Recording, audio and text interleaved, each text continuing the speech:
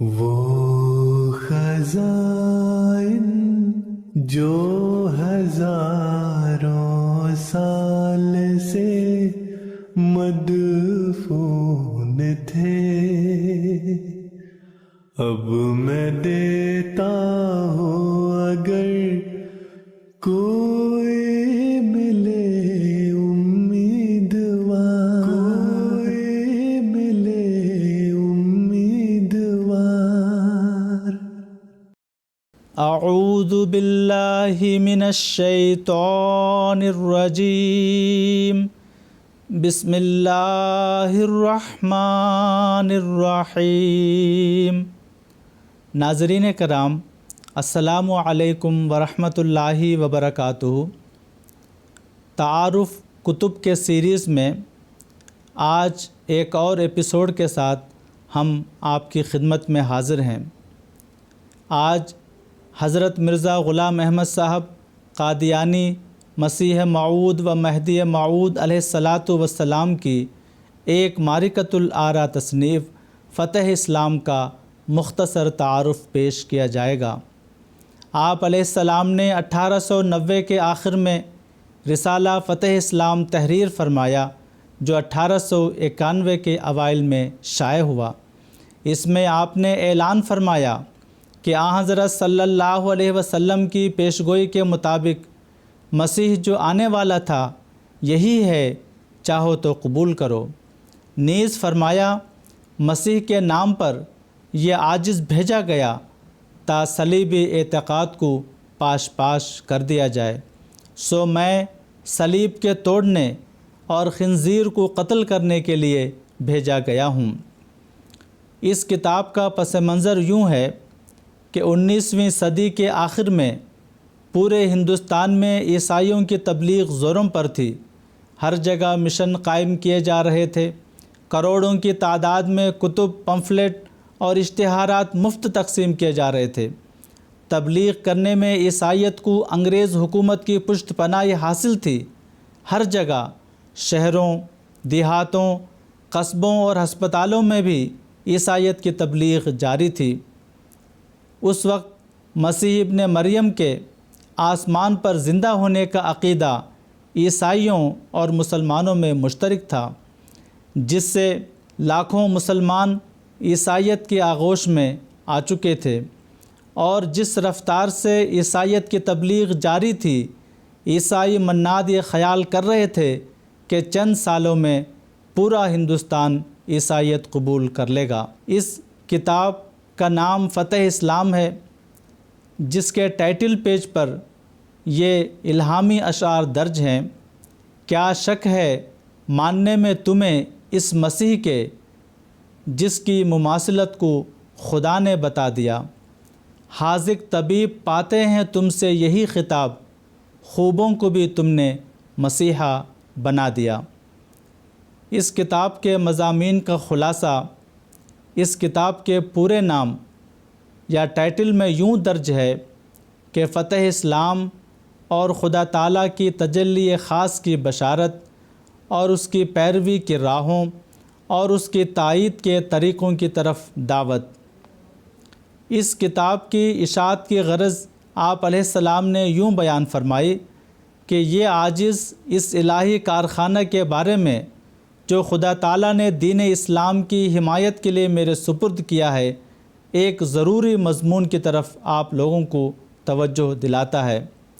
فرمایا، اے حق کے طالبو اور اسلام کے سچے محبو، وہ چیز جس کو ایمان کہتے ہیں اس کی جگہ چند لفظوں نے لے لی ہے، اور وہ امور جن کا نام اعمال صالحہ ہے ان کا مصداق چند رسوم یا اسراف یا ریاکاری کے کام سمجھے گئے ہیں۔ کالجوں میں پڑھنے والے اکثر اپنے علوم ضروریہ کی تحصیل سے فارغ ہونے سے پہلے ہی دین اور دین کی ہمدردی سے فارغ اور مستغنی ہو چکتے ہیں۔ امانت اور دیانت ایسی اٹھ گئی ہے کہ گویا بکلی مفقود ہو گئی ہے۔ دوسری طرف عیسائی لوگ اسلام کے مٹانے کے لیے جھوٹ اور بناوٹ کی تمام باریک باتوں کو کام میں لا رہے ہیں، اور اس انسان کامل کی سخت توہین کر رہے ہیں جو تمام مقدسوں کا فخر اور تمام بزرگ رسولوں کا سردار تھا۔ سو اے مسلمانوں، اس عاجز کا ظہور عیسائیوں کے ساحرانہ تاریکیوں کے اٹھانے کے لیے خدا تعالیٰ کی طرف سے ایک معجزہ ہے۔ کیا ضرور نہیں تھا کہ سحر کے مقابل پر معجزہ بھی دنیا میں آتا؟ اے دانش مندو، تم اس سے تعجب مت کرو کہ خدا تعالیٰ نے عین ضرورت کے وقت مجھے اعلائے کلمہ اسلام و اشاعت نور حضرت خیر الانام کے لیے دنیا میں بھیجا۔ تعجب تو اس بات میں ہوتا کہ وہ خدا جو حامی دین اسلام ہے، جس نے وعدہ کیا تھا کہ میں ہمیشہ تعلیم قرآنی کا نگہبان رہوں گا، وہ اس تاریکی کو دیکھ کر چپ رہتا اور رسول پاک صلی اللہ علیہ وسلم کی یہ کھلی کھلی پیشگوئی خطا جاتی، جس میں فرمایا گیا تھا کہ ہر ایک صدی کے سر پر خدا تعالیٰ تجدید دین کے لیے ایک مجدد بھیجے گا۔ مجددین نرے استخوان فروش نہیں ہوتے، بلکہ وہ واقعی طور پر رسول اللہ صلی اللہ علیہ وسلم کے نائب اور خلیفہ ہوتے ہیں۔ خدا تعالیٰ انہیں ان تمام نعمتوں کا وارث بناتا ہے جو نبیوں اور رسولوں کو دی جاتی ہیں۔ آپ نے یہ بھی فرمایا کہ اگر تم ایماندار ہو تو شکر کرو اور شکر کے سجدات بجا لاؤ کہ وہ زمانہ جس کا انتظار کرتے کرتے تمہارے بزرگ آبا گزر گئے، وہ وقت تم نے پا لیا۔ پس میں وہی ہوں جو وقت پر اصلاح خلق کے لیے بھیجا گیا، جس طرح حضرت موسیٰ علیہ السلام کے بعد حضرت عیسیٰ علیہ السلام بھیجے گئے تھے۔ حضرت مسیح ابن مریم کے ظہور کے وقت جس طرح ظاہر پرستی اور حب دنیا یہودیوں میں پھیلی ہوئی تھی، وہی حال اب بھی ہے۔ ہمارے اکثر علماء بھی اس وقت کے فقیہوں سے کم نہیں، اور ضرور تھا کہ ایسا ہی ہوتا، کیونکہ حضرت عالی جناب سیدنا و مولانا صلی اللہ علیہ وآلہ وسلم بطور پیشگوئی فرما چکے تھے کہ اس امت پر ایک زمانہ آنے والا ہے جب وہ یہودیوں سے سخت درجہ کی مشابہت پیدا کر لے گی۔ تب فارس کی اصل میں سے ایک ایمان کی تعلیم دینے والا پیدا ہوگا۔ پس وہ مسیح جو آنے والا تھا یہی ہے، چاہو تو قبول کرو۔ پھر آپ نے واضح طور پر فرمایا، خدا تعالیٰ ہمیشہ استعاروں سے کام لیتا ہے اور طبع، خاصیت اور استعداد کے لحاظ سے ایک کا نام دوسرے پر وارد کر دیتا ہے۔ سو اس عاجز کو حضرت مسیح کی فطرت سے ایک خاص مشابہت ہے، اور اسی فطرتی مشابہت کی وجہ سے مسیح کے نام پر یہ عاجز بھیجا گیا تا صلیبی اعتقاد کو پاش پاش کر دیا جائے۔ سو میں صلیب کے توڑنے اور خنزیروں کے قتل کرنے کے لیے بھیجا گیا ہوں۔ حضرت مسیح موعود علیہ الصلاۃ والسلام نے اس کتاب میں 3 نشانوں کا بھی ذکر فرمایا ہے۔ پہلے نشان کے طور پر سورۃ القدر کی آیت تنزل الملائکۃ والروح فیہا باذن ربہم من کل امر سلام ہی حتی مطلع الفجر پیش کر کے فرمایا کہ جب کوئی رسول یا نبی یا محدث اصلاح خلق اللہ کے لیے آسمان سے اترتا ہے تو ضرور اس کے ساتھ ایسے فرشتے اترتے ہیں جو مستعد دلوں میں ہدایت ڈالتے ہیں۔ وہ وقت دور نہیں بلکہ بہت قریب ہے جب تم فرشتوں کی فوجیں آسمان سے اترتی اور ایشیا اور یورپ اور امریکہ کے دلوں پر نازل ہوتی دیکھو گے۔ ناظرین کرام، آج ساری دنیا کے احمدی گواہ ہیں کہ یہ نشان عظیم الشان رنگ میں پورا ہو رہا ہے۔ تمام دنیا میں لوگوں پر فرشتوں کا نزول ہو رہا ہے۔ ہر سال ہزاروں لوگ خوابوں سے ہدایت پا کر احمدیت میں شامل ہو رہے ہیں۔ حضور علیہ السلام نے دوسرا نشان یہ بیان فرمایا کہ خدا نے اس عاجز کو ان نوروں سے خاص کیا ہے جو برگزیدہ بندوں کو ملتے ہیں، جن کا دوسرے لوگ مقابلہ نہیں کر سکتے۔ پس اگر تم کو شک ہو تو مقابلے کے لیے آؤ اور یقیناً سمجھو کہ تم ہرگز مقابلہ نہیں کر سکو گے۔ پھر تیسرا نشان یہ بیان فرمایا کہ وہ برگزیدہ نبی جس پر تم ایمان لانے کا دعویٰ کرتے ہو، اس پاک نبی صلی اللہ علیہ وسلم نے اس عاجز کے بارے میں لکھا ہے جو تمہاری صحاح یعنی حدیثوں میں موجود ہے، مگر تم غور نہیں کرتے۔ سو تم دراصل حضرت صلی اللہ علیہ وآلہ وسلم کے نہانی دشمن ہو کہ ان کی تصدیق کے لیے نہیں بلکہ تکذیب کے لیے فکر کر رہے ہو۔ پھر فرمایا سچائی کی فتح ہوگی اور اسلام کے لیے پھر اس تازگی اور روشنی کا دن آئے گا جو پہلے آ چکا ہے۔ اس کے لیے ضروری ہے کہ محنت اور جاں فشانی سے ہمارے جگر خون ہو جائیں اور ہم سارے آراموں کو اس کے ظہور کے لیے کھو دیں۔ اسلام کا زندہ ہونا ہم سے ایک فدیہ مانگتا ہے۔ وہ کیا ہے؟ ہمارے اس راہ میں مرنا۔ یہی موت ہے جس پر اسلام کی زندگی، مسلمانوں کی زندگی اور زندہ خدا کی تجلی موقوف ہے، اور یہی وہ چیز ہے جس کا نام دوسرے لفظوں میں اسلام ہے۔ اس کے لیے آپ علیہ السلام نے 5 شاخوں کا ذکر فرمایا کہ انہیں وسیع طور پر جاری رکھنے کے لیے مالی وسائل کی ضرورت ہوگی۔ پہلی شاخ تالیف و تصنیف کا سلسلہ ہے، دوسری شاخ اس کارخانہ کی اشتہارات کا سلسلہ ہے، تیسری شاخ اس کارخانہ کی واردین اور صادرین کا ہے جو تلاش حق کے لیے آتے رہتے ہیں۔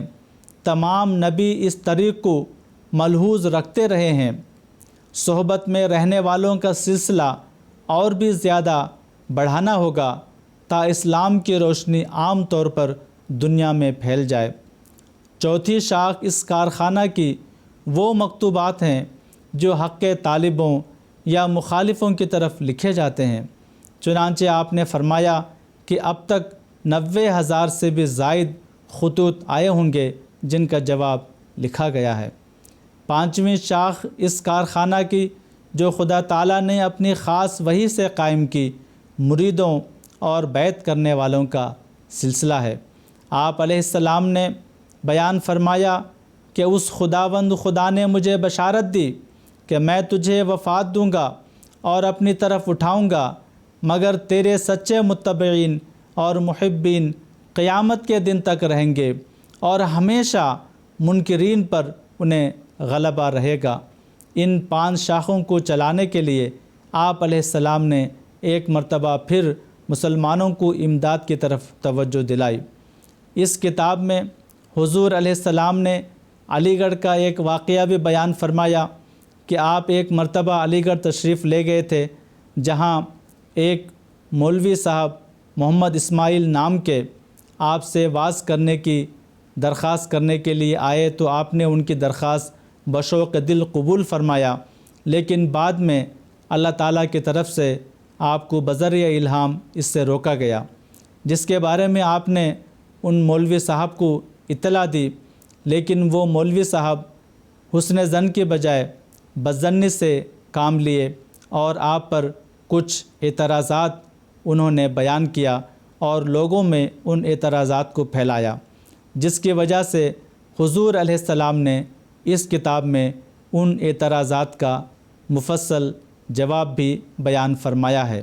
حضرت مسیح موعود علیہ الصلاۃ والسلام نے اس کتاب میں لیلۃ القدر کی حقیقت بیان کرتے ہوئے فرمایا، ہر ایک مصلح اور مجدد جو خدا تعالیٰ کی طرف سے آتا ہے وہ لیلۃ القدر میں ہی اترتا ہے۔ اس زمانے کا نام بطور استعارہ کے لیلۃ القدر رکھا گیا ہے، جیسا کہ اللہ تعالیٰ فرماتا ہے لیلۃ القدر خیر من الف شہر۔ حضور نے اس کتاب میں بطور نصیحت بیان فرمایا، اے میرے عزیزو، میرے پیارو، میرے درخت وجود کی سرسبز شاخوں، اپنی مرضی سے اس سلسلہ کی مالی مدد کرو تاکہ مجبوری سے نہ ہو بلکہ خوشی سے ہو۔ پھر فرمایا، اس زمانے کا حسن حسین میں ہوں، جو مجھ میں داخل ہوتا ہے وہ چوروں اور قزاقوں اور درندوں سے اپنی جان بچائے گا، مگر جو شخص میری دیواروں سے دور رہنا چاہتا ہے ہر طرف سے اس کو موت درپیش ہے اور اس کی لاش بھی سلامت نہ رہے گی۔ مجھ میں کون داخل ہوتا ہے؟ وہی جو بدی کو چھوڑتا ہے اور نیکی کو اختیار کرتا ہے اور کجی کو چھوڑتا ہے اور راستے پر قدم مارتا ہے اور شیطان کی غلامی سے آزاد ہوتا ہے اور خدا تعالیٰ کا ایک بندہ مطیع بن جاتا ہے۔ ہر ایک جو ایسا کرتا ہے وہ مجھ میں ہے اور میں اس میں ہوں۔ اس جگہ میں اس بات کے اظہار اور اس کے شکر کے ادا کرنے کے بغیر نہیں رہ سکتا کہ خدا تعالیٰ کے فضل و کرم نے مجھے اکیلا نہیں چھوڑا، بلکہ اپنے خاص احسان سے صدق سے بھری ہوئی روحیں مجھے عطا کی ہیں۔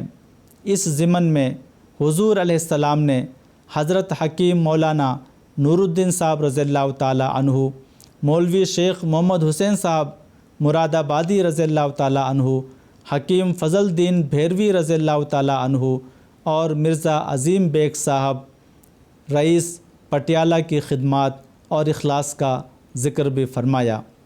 اس تصنیف کے آخر پر حضور علیہ السلام نے فرمایا کہ اس سلسلے میں داخل بعض لوگ خشک ٹہنیوں کی طرح ہیں۔ میں سچ سچ کہتا ہوں کہ وہ عنقریب مجھ سے کاٹ دیے جائیں گے۔ ایسے بھی بہت ہیں جن کو خدا تعالیٰ نے ہمیشہ کے لیے مجھے دے دیا ہے اور میرے درخت وجود کی سرسبز شاخیں ہیں، جن کو اس سلسلہ کے لیے من جانب اللہ ہونے میں شک ہے۔ ان کو حضور علیہ السلام نے جواب دیا کہ اس درخت کو اس کے پھلوں سے اور اس نیر کو اس کی روشنی سے شناخت کرو گے۔ میں نے یہ پیغام پہنچا دیا ہے، اب تمہارے اختیار میں ہے کہ اسے قبول کرو یا نہ کرو۔ حضور علیہ السلام نے یہاں ایک شعر درج فرمایا، جیتے جی قدر بشر کی نہیں ہوتی پیارو، یاد آئیں گے تمہیں میرے سخن میرے بعد۔ اس کتاب کا تتمہ حضور علیہ السلام نے اپنے منظوم فارسی کلام پر فرمایا ہے۔ ناظرین کرام، روحانی خزائن کے جلد 3 میں یہ کتاب درج ہے جو صرف 48 صفحات پر مشتمل ہے۔ سیدنا حضرت خلیفۃ المسیح الخامس ایدہ اللہ تعالیٰ بنصرہ العزیز حضرت مسیح موعود علیہ السلام کے کتب کے مطالعہ کی طرف ہمیں بار بار توجہ دلا رہے ہیں۔ احباب جماعت کو چاہیے کہ اس اہم ترین تصنیف کا مطالعہ ضرور کریں اور اس کتاب میں درج تعلیمات پر عمل کرنے کی کوشش کریں۔ اللہ تعالی ہم سب کو اس کی توفیق عطا فرمائے، آمین۔ وآخر دعوانا ان الحمد للہ رب العالمین۔